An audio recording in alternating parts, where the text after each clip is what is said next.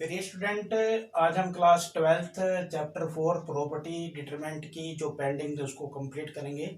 पहले हमने 3 प्रॉपर्टी की थी और 3 प्रॉपर्टी के साथ उनसे रिलेटेड जो सम थे वो भी कंप्लीट किए थे।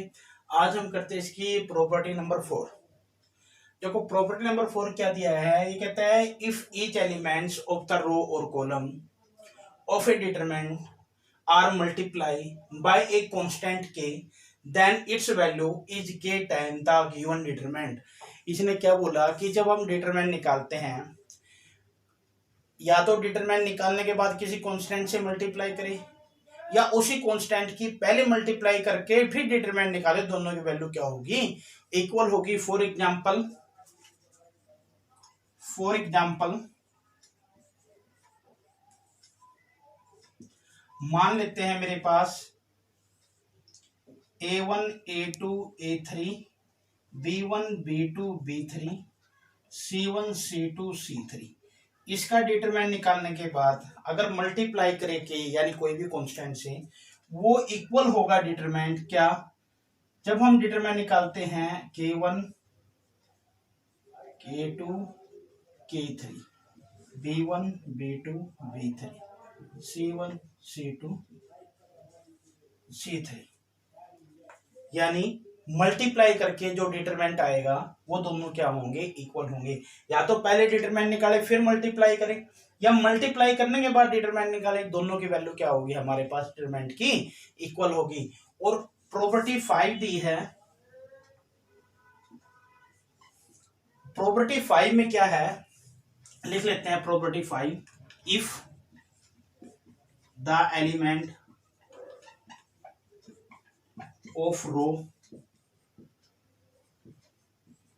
और column of determinant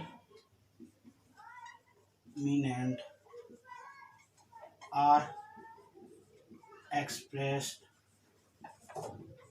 as sum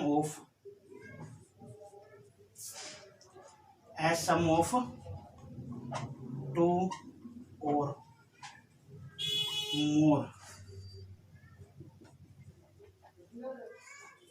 then the determinant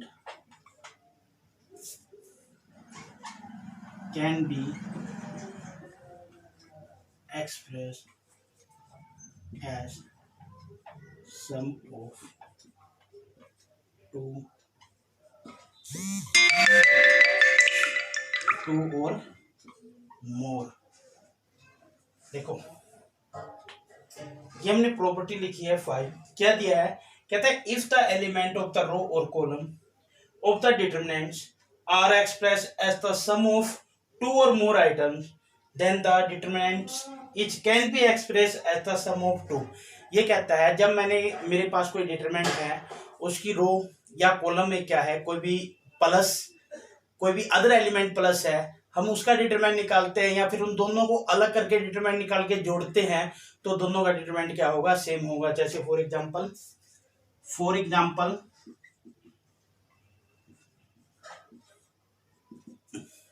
अगर मेरे पास मान लेता हूं A1 प्लस K1 है, A2 प्लस K2 है, प्लस A प्लस K3 है, मेरे पास A3, B1 है, B2 है, B3 है, C1 है, C2 है, C3 है। तो इसका डिटरमिनेंट इक्वल होगा, किसके डिटरमिनेंट के इक्वल होगा, A1 A2 A3 B1 B2 B3 C1 C2 C3। Plus में किसके इक्वल होगा, K1, वही लिख लेते हैं हम इसको, किसके इक्वल होगा ये, K1 K2 K3 B1 B2 B3 C1 C2 C3 के इक्वल होगा। तो इसको एक बार ऊपर लिख लेते हैं हम।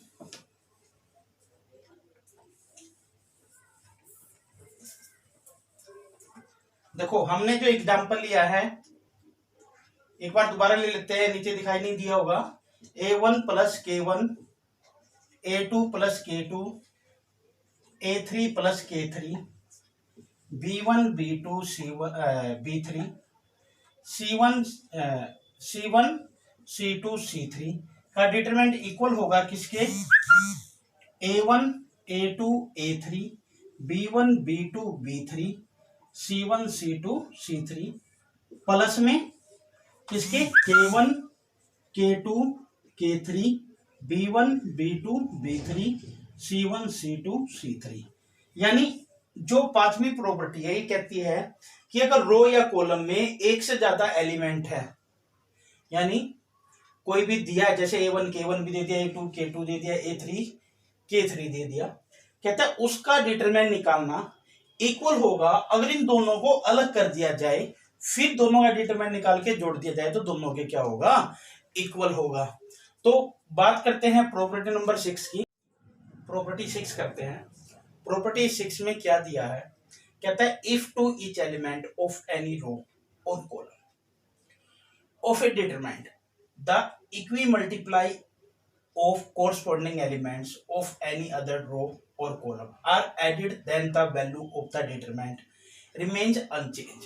इसने क्या बताया कि जब किसी भी रो या किसी भी कॉलम में क्या है, मल्टीप्लाई करके, इक्वी मल्टीप्लाई यानी सेम एलिमेंट से मल्टीप्लाई करके किससे, रो या कॉलम से, और उसमें जोड़ दिया जाए तो उसका डिटरमिनेंट जो पहले डिटरमिनेंट होगा उसके क्या होगा, इक्वल होगा, यानी अनचेंज होगा।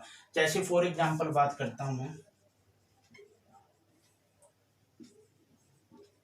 फॉर एग्जांपल बात करते हैं हम, यहाँ एक डिटरमिनेंट लेते हैं हम, क्या A1 प्लस में लैम्डा B1, A2 प्लस में लैम्डा B2, A3 प्लस में lambda B3, B1 B2 B3, C1 C2 C3 equal होगा A1 A2 A3, B1 B2 B3, C1 C2 C3।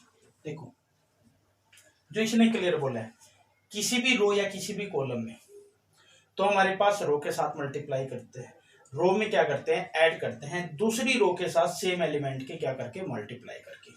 तो देखो लैम्डा के साथ हमने मल्टीप्लाई की और किस में ऐड करते हैं, फर्स्ट रो में हमने क्या कर दिया, ऐड। अब कहता है जो इसका डिटरमिनेंट होगा वो इसके डिटरमिनेंट के क्या होगा, इक्वल होगा, यानी अनचेंज होगा।